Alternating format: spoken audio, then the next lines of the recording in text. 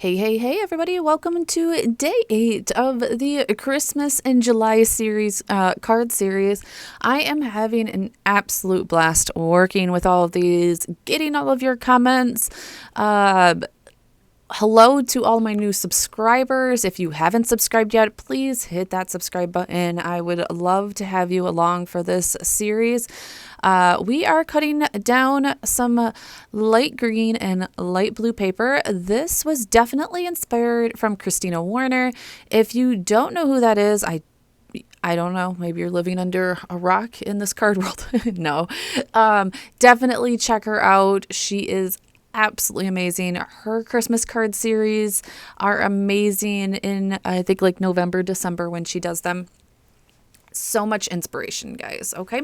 So we are using the Hero Arts Christmas holiday stamps and die set, I think is what it's called. I will link it below, of course. Like, I have as much as I can. A lot of my stuff is older. I get my stuff like on sale, on clearance. I am a super cheap, budget-friendly scrapbooker as much as I can. As you can see, that die cut plate is, at its end. I actually have gotten new ones, and it's made my life so much easier. I don't know why I didn't do it before.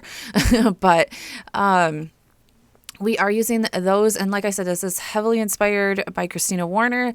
To tell you if these were my favorite ones that I've done, probably not. It did take a minute for them all to come together. But I think by the end of them, I loved them. I liked them. Again, are they going to be like my top favorites of the Christmas card series? Probably not.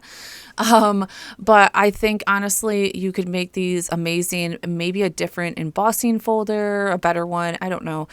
These are just like your paper lane ones from Joann's, where she did use like 3D embossing folders on her side. But like I said, I'm pretty happy with the way these came out. So what we are doing is we put our cardstock in this embossing folder. You see me put a little bit of repositional tape down just to keep it steady. Then I am using these daubers to put in ink on the embossing side. So this is the side that is flat, not the side that is raised.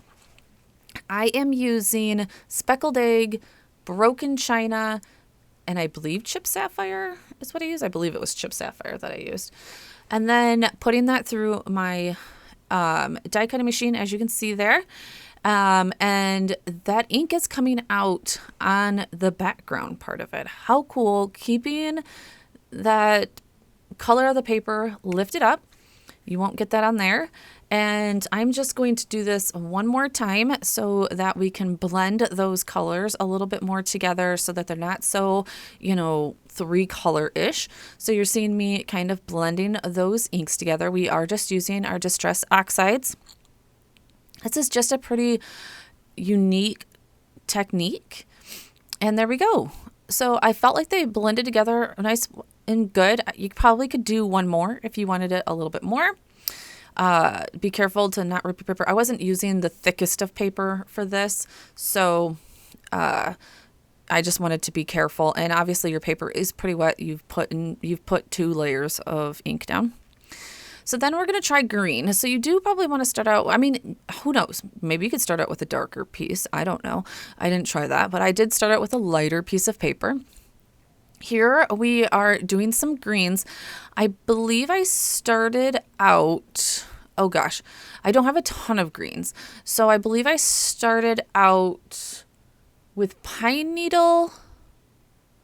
Here we go. Yep. See, I'm changing in between them because I'm like, those two were the pine needles. And I believe my wilderness was pretty close. So I think with ice spruce, pine needles, and then I used black soot, and I was nervous, but look at how that came out. I was like, okay, we can do this. Let's do it one more time. All right, so here we go again.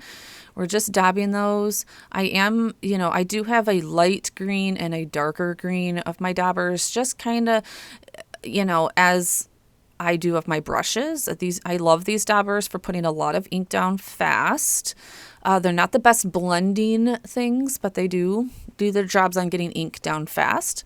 Put that through my die cutting machine. And then, yeah, I was going out on a limb here with that black soot, but you know what? Black soot has never let me down, right? I don't know if black soot has ever let anybody down, right? It's pretty much the goat of the ink blending. So then I was like, oh, should I go over this? I probably could have left it, to tell you the honest truth, but I did go over it. I will say that Christina Warner used dye inks where I used Oxide. So oxides do sit on top of each other. So yeah, you could have used maybe something a little bit different. But like I said, in the end, I think it came out. Oh, cracked pistachio was that light green. I'm sorry, not spruce oxide. I should have known. I am obsessed with my cracked pistachio right now. Yeah, see, once I went onto that black soot, I'm like, I didn't love it, but I think I was using too heavy of a hand. So I was like, okay, lighter hand. I just wanted it to hit that top part of the embossed paper. So I was like, I think I went a little too heavy-handed, but I was like, it's going to be all fine. It's going to be fine. All right, so next step is to use the Happy Holidays. I die cutted it twice out of white cardstock and once out of silver cardstock. You can do gold, you could do, glitter, all that kind of stuff to jazz this up. I decided on matte silver. I just thought that it went with both colors really well. So you guys do know that on, I believe Fridays, it's on Fridays that it's my mass producing card day. These could have been for that series. I do feel like these went pretty darn quickly, and you kind of get that wow factor from these, from such simple cards. As I was doing it, I'm like, yeah, I could see myself doing a few more of these in different colors so that I can, I could mass produce these pretty darn easily. So keep that in mind. We're going to cut off, just because my embossing folder is a littler one, so it doesn't hit those edges, but I still wanted a border anyways. So we're going to cut off about 1/8 of an inch off each side. You'll want to put a lot of that liquid glue down just because of that embossing. You want to get a nice, good, secure grip on that paper and make sure it gets into all those little crevices. Using my acrylic blocks, of course, for weight, just to let those dry. Like I said, I could have mass produced these pretty darn easily. And like I said, it came out pretty well. The blue isn't necessarily, your classic Christmas color, but I think it went well with the snowflakes, of course. It's that winter-ish.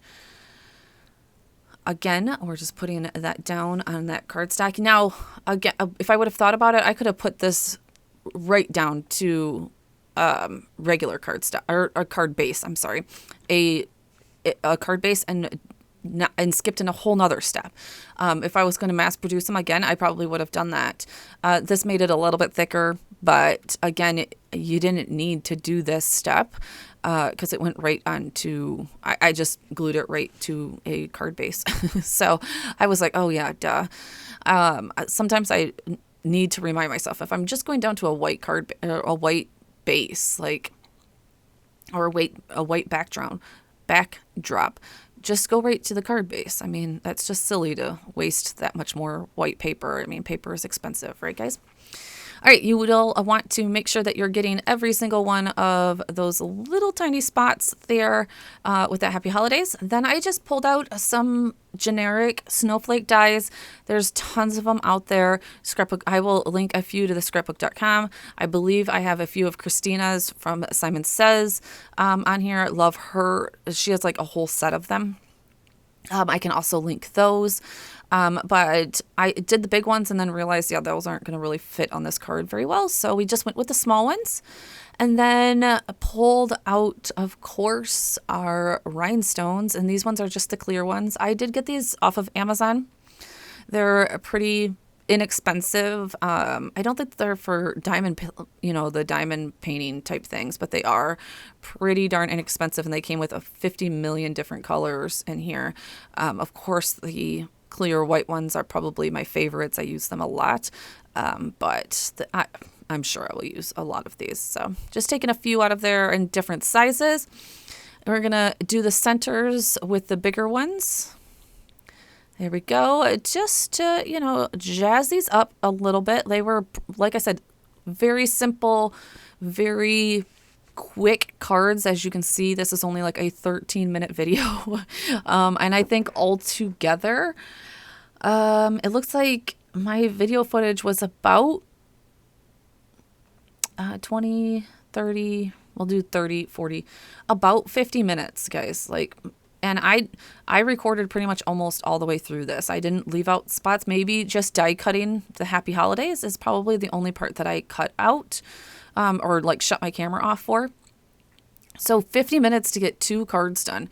And honestly, if you added a third and a fourth one, I mean, other than that first little bout of, inking, I don't think that it would have added much time. So if you need, a design that is going to take you pretty far, there we go.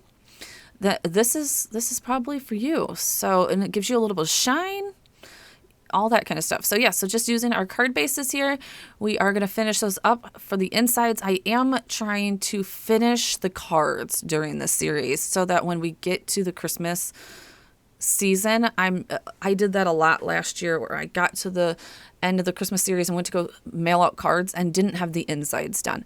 So I'm trying to completely finish, even envelopes at this point, finish these cards off and make sure they're like literally ready to go, other than like maybe signing them, so that I just don't get bogged down in the season. I can sit down and address them and get them done and, get them out the door. So that is my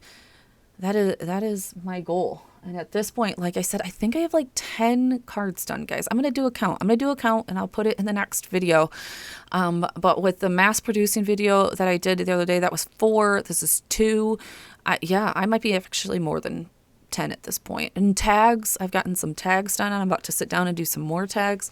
I'm just so excited that I have all of this completed, and I know that my stress levels are definitely going to love myself come here in, the top part of November, December, where I can probably just play with some new stamps or my December daily and not have to worry about Christmas cards. So, all right, guys, that is pretty much going to wrap this up. If you've made it this far, I would love for you to put a snowflake in the description below, or in the comments below, I should say. Let me know what you think about these. I know that they're a little bit different. I wasn't sure. And at that first point, I was like, oh, I don't know how this is going to come out. But I'm glad that I stuck with it. Sometimes you have to get past the ugly to get to the beauty, right? All right, guys, I will see you in day 9. I'm so excited for the shape card that's coming in day 9. So definitely see you back here. And thank you so much. Don't forget to hit that subscribe button. Bye.